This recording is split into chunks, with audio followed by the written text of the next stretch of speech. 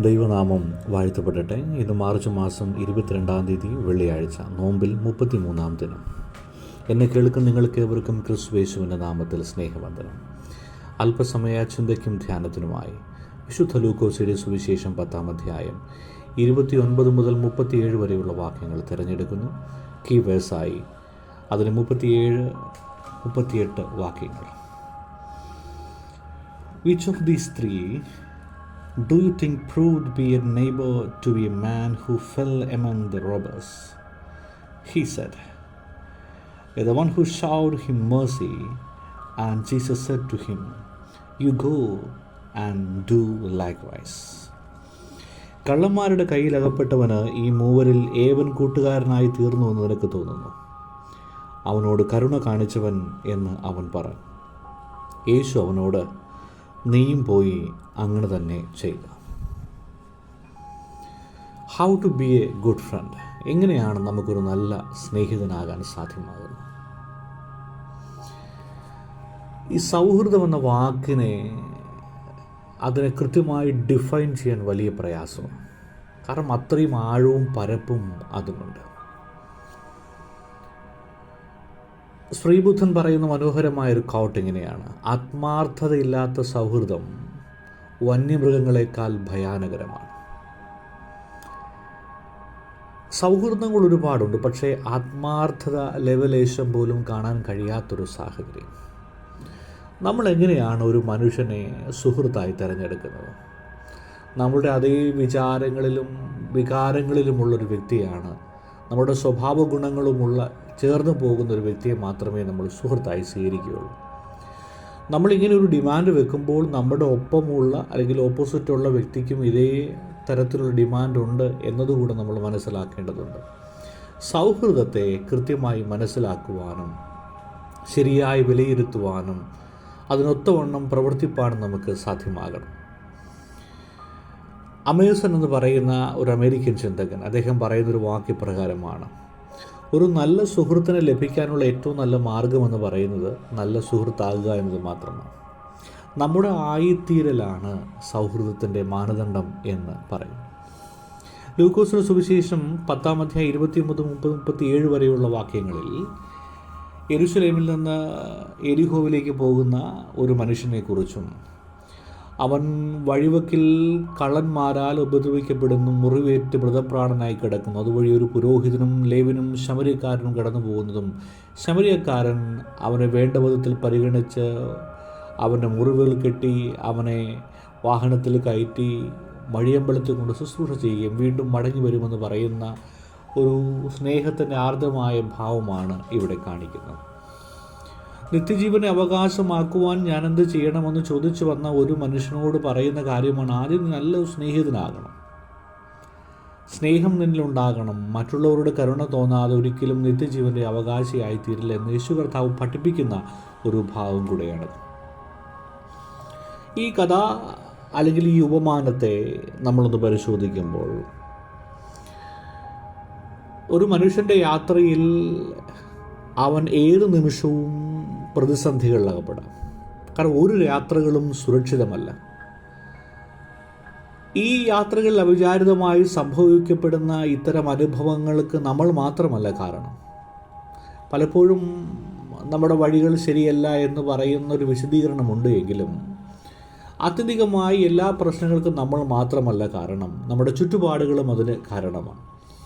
ഇവിടെ കള്ളന്മാരാൽ ഉപദ്രവിക്കപ്പെട്ട് മൃതപ്രാണനായി മാറിയ ഈ മനുഷ്യൻ്റെ അടുക്കലൂടെ 2 വ്യക്തികൾ കടന്നു പോകുന്നു, ഒരു പുരോഹിതനും ഒന്ന് ലേവ്യനും. യഥാർത്ഥമായും യേശു കർത്താവ് ഈ ഉപമാനം പറയുമ്പോൾ ഒരു വിമർശനാത്മകമായി പറയുന്നുവെങ്കിലും ഇവിടുത്തെ ഒരു വലിയ പ്രശ്നം എന്താണെന്ന് ചോദിച്ചാൽ, ഇവിടെ ഈ പുരോഹിതനും ലേവ്യൻ്റെയും ഒരു വലിയ പ്രശ്നം, അതും ഈ സമൂഹം അവരുടെയും വ്യക്തിപരമായ പ്രശ്നങ്ങളല്ല, മനസ്സുണ്ടെങ്കിലും മനസ്സില്ലാതാക്കുന്ന ഒരു പൊതു സമൂഹ വ്യവസ്ഥിതി കൃത്യമായി അവിടെ നിലനിന്നിരുന്നു. കാരണം യെരുശലേമിന് ചുറ്റുപാടും 12,000-ത്തിലധികം പുരോഹിതന്മാർ തിങ്ങിപ്പാർത്തു, അവരുടെ കുടുംബങ്ങളും തിങ്ങിപ്പാർത്തിരുന്നു. ഇവിടുത്തെ ഒരു വലിയ പ്രശ്നമെന്ന് പറയുന്നത്, വർഷത്തിലൊരിക്കൽ മാത്രമാണ് ഇങ്ങനെ നറുക്കിട്ടാണ് ഈ ഒരു ഭാഗ്യം ലഭ്യമാകുന്നത്. അങ്ങനെ ലഭ്യമാകുന്ന ഒരു പുരോഹിതൻ ആ അവസരം കളഞ്ഞു കുളിക്കാൻ ഒരിക്കലും തയ്യാറാകുകയില്ല. ഏതെങ്കിലും തരത്തിലുള്ള അശുദ്ധി അവനുണ്ടെങ്കിൽ അവൻ ആ ഒരു സിസ്റ്റത്തിൽ നിന്ന് പുറത്താവും. ഇത്തരം ഒരു അവസ്ഥയിലായിരിക്കുന്ന ഒരു പുരോഹിതൻ നിശ്ചയമായും ആ ഒരു ക്രൈറ്റീരിയ പാലിക്കാനായിട്ട് മാറി നടക്കും. പക്ഷെ അത്യധികമായി പുരോഹിതൻ്റെ ധർമ്മം മറന്നു പോകുന്നുവെന്നും യേശു കർത്താവ് ഇവിടെ ഉപദേശിക്കുന്നു. രണ്ടാമത്തെ ഭാഗത്ത് ഈ ലേവിനെ കാണുമ്പോൾ ലേവിയൊരു ദൈവാലയത്തിലെ ശുശ്രൂഷകനാണ്. അവൻ്റെയും പ്രശ്നം താൻ അശുദ്ധിയോടുകൂടെ രക്തം കലർന്ന വസ്ത്രത്തോടുകൂടെ ചെന്നാൽ തന്നെ ഒരിക്കലും ആ ശുശ്രൂഷയ്ക്ക് പരിഗണിക്കില്ല, മറ്റൊരുത്തിനെ ആ സമയത്ത് പരിഗണിക്കും. ജീവിതത്തിൽ ലഭിക്കുന്ന അസുലഭമായ ഭാഗ്യത്തെ തച്ചുടയ്ക്കേണ്ട എന്ന ബോധ്യത്തോടുകൂടി അവനും നടന്നു നീങ്ങുന്നുണ്ട്. മൂന്നാമത്തെ വ്യക്തിയായിട്ടാണ് ഈ ശമര്യക്കാരനെ കാണുന്നത്. ശമര്യക്കാരെക്കുറിച്ച് യഹൂദന്മാർക്ക് അത്ര നല്ല അഭിപ്രായമോ ബോധ്യമോ ഒന്നുമില്ല. കാരണമെന്ന് പറയുന്നത് BC 772 വടക്കൻ രാജ്യത്തിൻ്റെ അനന്തരം അശൂർ രാജാക്കന്മാർ പലസ്തീനിൽ കുടിപാർപ്പിച്ച അധിനിവേശ രാജനിവാസികളുടെ സന്തതികളായിരുന്നു ഈ ശമര്യക്കാരെന്ന് പറയുന്നത്. 2 രാജാക്കന്മാർ 17-ാം അധ്യായം വായിക്കുമ്പോൾ ഇതിൻ്റെ വിശദമായ വിവരണങ്ങൾ നമുക്ക് ലഭ്യമാകും. മറ്റു ജനതകളുമായി ഇടകലർന്ന അവിടെ രക്തവും ഗെരിസീം മല കേന്ദ്രമാക്കിയുള്ള വ്യത്യസ്തമായ ആരാധന നിമിത്തം യഹൂദന്മാർ അവരെ അവജ്ഞാപൂർവം വീക്ഷിച്ചു. അതുകൊണ്ട് തന്നെ എക്കാലവും ശമര്യർ എന്ന് പറയുന്ന വെറുക്കപ്പെട്ട ജനതയായി അവർ കണ്ടിരുന്നു. ഇത്തരം മനോഭാവങ്ങൾ പുലർത്തി വന്ന ഒരുവന് സംഭവിക്കപ്പെട്ട ഈ അപകടത്തെ, അതിൽ നിന്ന് പുറത്തു വരുവാൻ താൻ ഏറ്റവും വെറുക്കപ്പെട്ട ഒരു മനുഷ്യൻ അതിന് കാരണമായി തീരുന്നു എന്ന് യേശു കർത്താവ് ഇതിലൂടെ വിശദീകരിക്കുന്നു. നമ്മുടെ ജീവിതത്തെ സൂക്ഷ്മമായി നോക്കിയാൽ ഒരു പക്ഷേ നമ്മൾ മൃതപ്രാണനായി കിടക്കുമ്പോൾ നമുക്കൊരു പരിചയമില്ലാത്ത, നമുക്ക് നിർണ്ണയിക്കാനാവാത്ത പല വ്യക്തികളായിരിക്കാം ഒരുപക്ഷെ നമ്മളെ ശുശ്രൂഷ ചെയ്യുവാനായി കടന്നു വരുന്നത്. നമ്മുടെ ഉള്ളിൽ വിദ്വേഷവും മറ്റുള്ളവരെക്കുറിച്ചുള്ള അവമതിപ്പും വെച്ചുകൊണ്ട് ജീവിക്കുമ്പോൾ തന്നെ നല്ല സൗഹൃദങ്ങൾ ഒരിക്കലും രൂപപ്പെടുകയില്ല. മതവും ജാതിയും വർണ്ണവുമൊക്കെ സൗഹൃദത്തിന് അളവുകോലായി മാറുമ്പോൾ ഈ ലോകം കലുഷിതമായി തന്നെ തുടരും എന്നത് നമ്മൾ മനസ്സിലാക്കേണ്ടതുണ്ട്. ഇത്തരം ബോധ്യങ്ങൾക്കപ്പുറമായി മനുഷ്യൻ്റെ മനസ്സിനെ സ്നേഹിക്കാൻ കഴിയുന്ന, സ്നേഹത്തിൻ്റെ ആർദ്രത പുലർത്തുന്ന ഒരു മനോഹരമായ അനുഭവങ്ങൾ സൃഷ്ടിക്കുവാൻ കഴിയുന്നവർ മാത്രമാണ് സൗഹൃദത്തിന് ഉടമകളായി മാറുന്നത്. അത്തരം സൗഹൃദങ്ങൾക്ക് ഉടമകളായി ഞാനും നിങ്ങളും മാറുന്നുണ്ടോ എന്ന് ഗൗരവമായി പരിശോധിക്കേണ്ടത് വളരെ ആവശ്യമാണ്.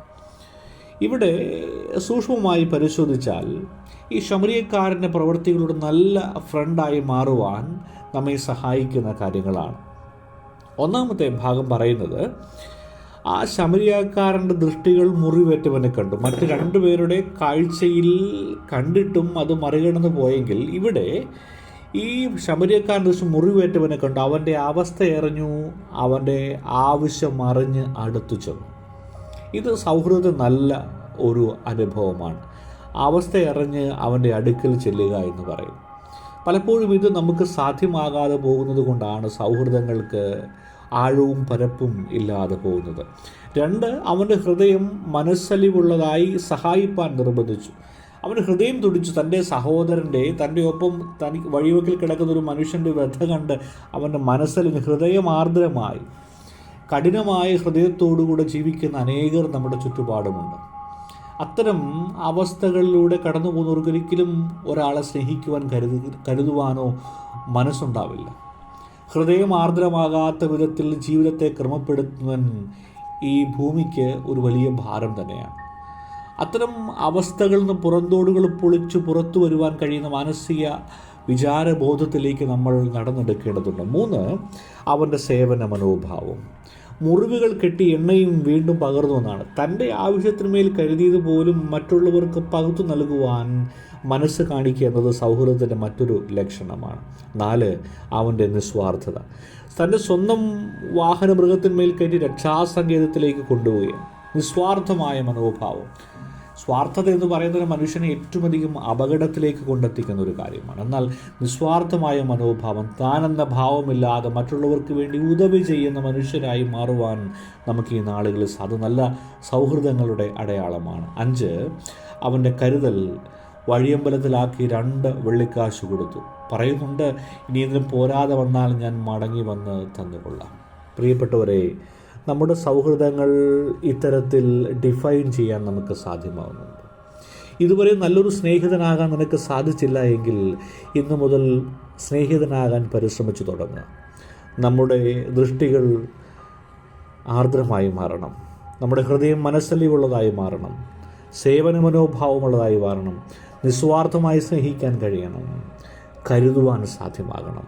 അത് സംഭവിക്കപ്പെടുമ്പോൾ നല്ല സ്നേഹിതനായി മാറുവാനായിട്ട് സാധ്യമാകും. യേശു കർത്താവ് പറയുന്നുണ്ട്, ഈ കള്ളന്മാരുടെ കയ്യിലകപ്പെട്ടവന് 3 ആര് സ്നേഹിതനായി തീർന്നു ചോദിച്ചപ്പോൾ അവൻ പറഞ്ഞു, അവനോട് കരുണ കാണിച്ചവൻ.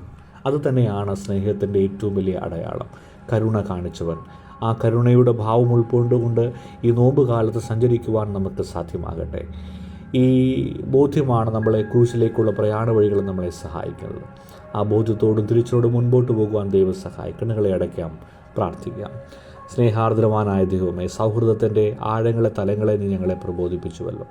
ശമരിയക്കാരൻ്റെ ജീവിതത്തിലൂടെ ഞങ്ങൾ അനുഭവിച്ചറിഞ്ഞതൊക്കെ ഞങ്ങളുടെ ജീവിതത്തിൽ പകർത്തുവാൻ ഈ നോമ്പ് കാലത്ത് ഞങ്ങളെ സഹായിക്കണം. നിൻ്റെ വചനം അതിന് മുഖാന്തരമാകണം. പ്രാർത്ഥന കേട്ടതിനായ സ്തോത്രം. സകലവും യേശുവിൻ ധന്യമുള്ള നാമത്തിൽ തന്നെ. ആമേൻ. എല്ലാവർക്കും ഒരു ശുഭദിനം നേരുന്നു.